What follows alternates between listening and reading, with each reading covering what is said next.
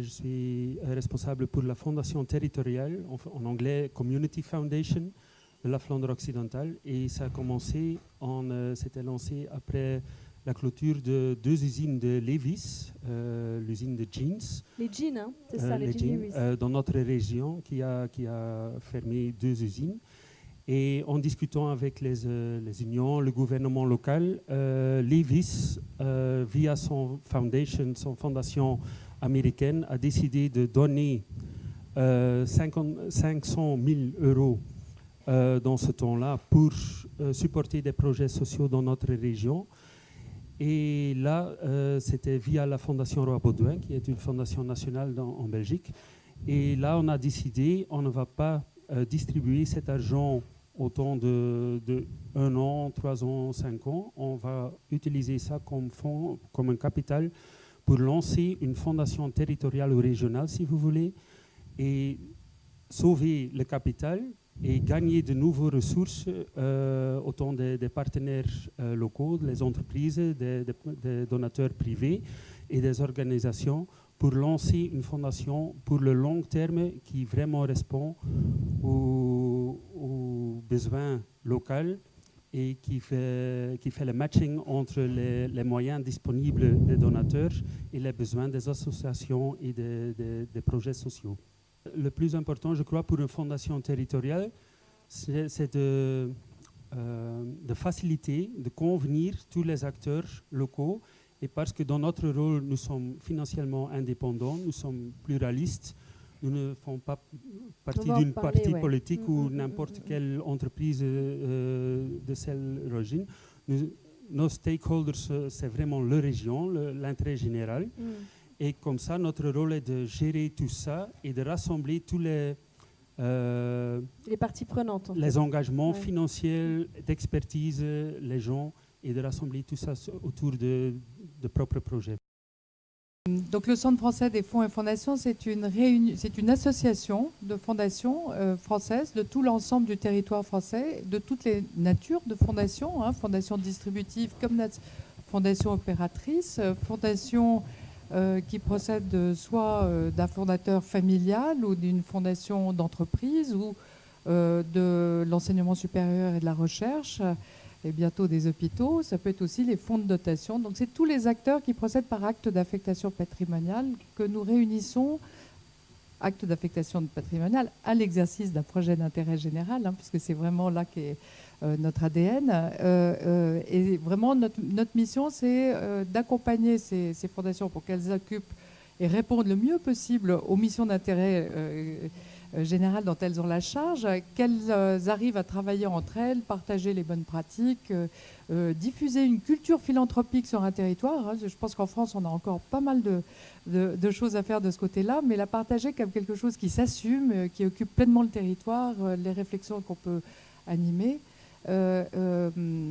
et puis qui soit aussi un lieu de veille responsable, attentif à ce qui peut venir comme type d'innovation, soit qui est sous la forme très naissante en France, mais aussi sous les formes qui sont déjà un peu plus assumées à l'étranger, qui peuvent être source d'inspiration. Et je dirais que pour nous, les fondations territoriales, elles ont été à la croisée de ces deux chemins. One of the things I'd say in terms of the success or the success criteria for being able to achieve the kind of things that we achieve is one, in terms of setting out what you understand to be your shared vision or your shared objective, or and actually agreeing that before you get started in a way which doesn't mean you have to do everything in one go. It means that we can take small chunks of a big problem and make inroads collectively together, and then we can make real progress. And the more that we make progress and the more that we work together, the more that people tend to trust each other, the more that people tend to develop those relationships, and the more and further and deeper they'll go into that work as we carry on. Ça fait quand même depuis les années 80 qu'on est partenaire avec McCain, donc comme le disait François. Donc c'est vrai alors. Oui, c'est vrai. En fait, quand McCain s'était implanté dans le Nord-Pas-de-Calais, il y a eu un réseau qui s'est créé. J'allais dire, on a contractualisé avec eux, ils nous ont accompagnés. Et on peut dire quand même qu'aujourd'hui, la qualité qui existe dans le Nord-Pas-de-Calais au niveau de la pomme de terre est due principalement à McCain. Cela dit, après nous, on a une ferme un petit peu particulière en soi-même. C'est pour ça qu'on a un partenariat assez fort avec McCain, puisqu'aujourd'hui on est ferme de référence pour McCain. On est inscrit aussi dans une démarche ISO 14001 et une démarche RSE. Donc on était très sensibilisés par rapport à tout ce qu'évoquait tout à l'heure François. Donc quand François est venu me rencontrer pour présenter sa démarche de social business, j'ai tout de suite dit OK. Par contre, on s'est retrouvé confronté à différents problèmes, donc ça a mis quand même quasiment, on va dire, 8 mois à aboutir.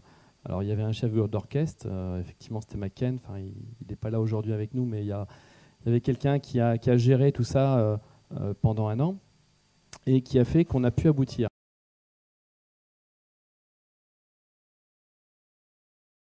And actually, with the Living Wage campaign, the businesses that have signed up mostly are the small businesses in Brighton, not the bigger businesses who talk about the difficulties of signing up because of the geographical region and having to do something on a bigger scale. So it's actually the smaller businesses that are making the difference. And I do feel that smaller businesses and smaller organisations perhaps often not valued as much as they should be, and for what they can do. And certainly, I've been at the Chamber of Commerce in Brighton for about 5 years now. And one thing I've learned from all of the volunteers who are all running their own businesses is that they're willing to take a risk.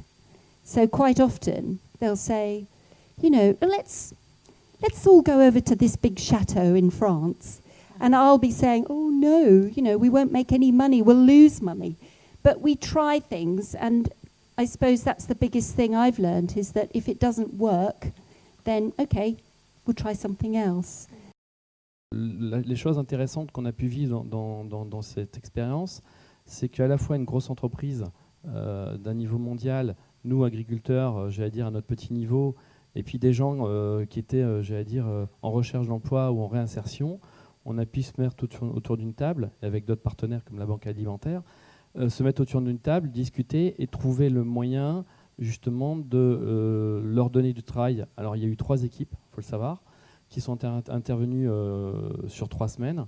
Et donc chaque fois... Oui, parce que c'est très court, voilà. La période de récolte des pommes de terre, si j'ai bien... globalement, on a choisi en fait 3 semaines de glanage qu'il a fallu coordonner entre nous, agriculteurs, la météo, ça c'était plus compliqué, les équipes de glanage et surtout les usines. Parce qu'il faut savoir que nous, quand on a arraché, en fait, l'équipe de glanage avait 48 heures à peu près pour intervenir, de façon à garder des tubercules sains et qui ne verdissent pas, qui seraient donc propres à la consommation pour la transformation chez McCain.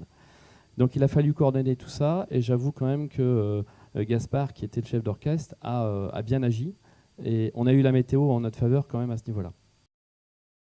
Et quand vous parlez d'intelligence, collectivité et la fragilité, la plus grande valeur de quelque chose que nous faisons, c'est les gens, mais c'est aussi la plus grande fragilité.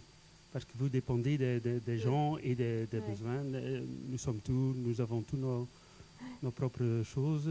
Et ça, c'est quand même vrai typique pour une fondation territoriale. Ça, c'est le contexte où on se trouve et où on doit travailler.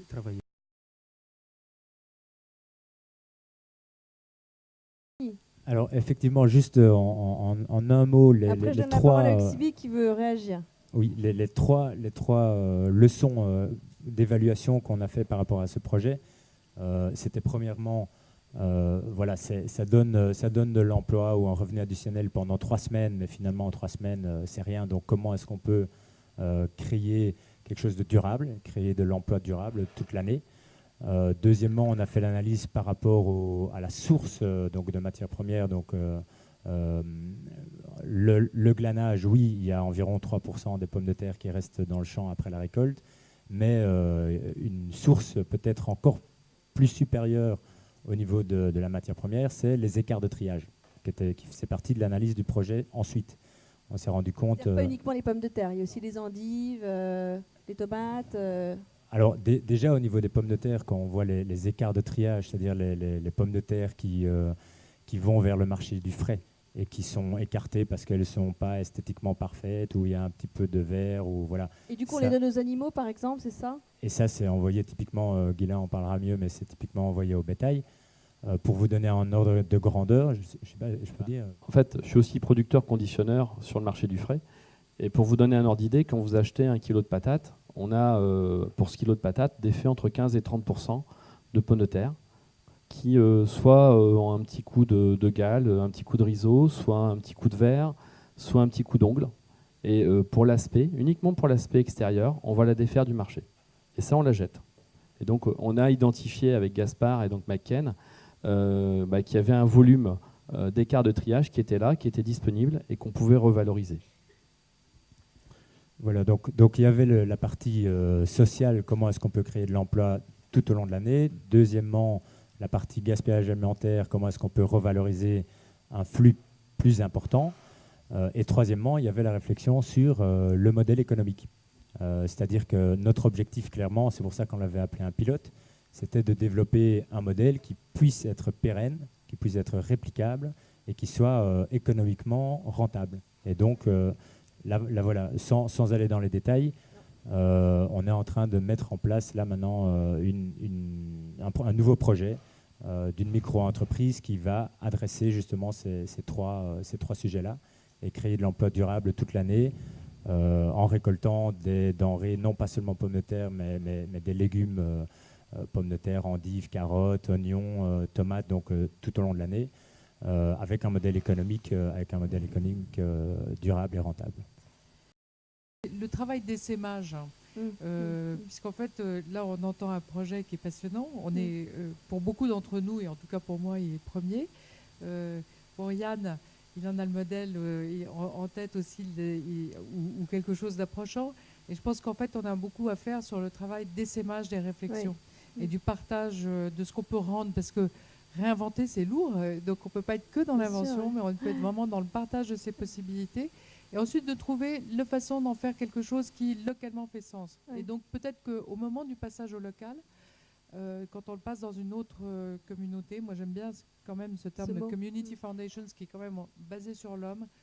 C'est une chose importante. Mais à ce moment-là, il faut trouver quelle est la culture locale sur laquelle le petit plus local, ce qui en fera quelque chose d'identifié comme étant à nous, mais peut-être la base de l'idée, elle est ailleurs, il ne faut pas hésiter, quoi.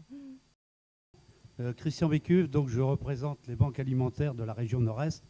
Ce que je voudrais souligner par rapport effectivement au débat d'aujourd'hui, c'est qu'effectivement il y a eu, dans l'exemple qui a été cité il y a quelques instants, en fait une co-création, donc entre d'une part, effectivement ce que disait François, des entreprises en fait à caractère en fait commercial et économique, même si à connotation familiale, des agriculteurs dits indépendants, et puis le monde associatif représenté par les banques alimentaires, puisque c'est pratiquement l'une des premières fois en fait, où on allait plus loin que ce que font habituellement les banques alimentaires dans le cadre de ce qu'on appelle la collecte journalière. Ouais. Donc je tenais à souligner cet aspect co-création, ce qui fait que les esprits évoluent de part et d'autre, et je vous assure qu'au nom des banques alimentaires, on se sent investi dans ce projet d'une façon quand même relativement donc intéressante et constructive.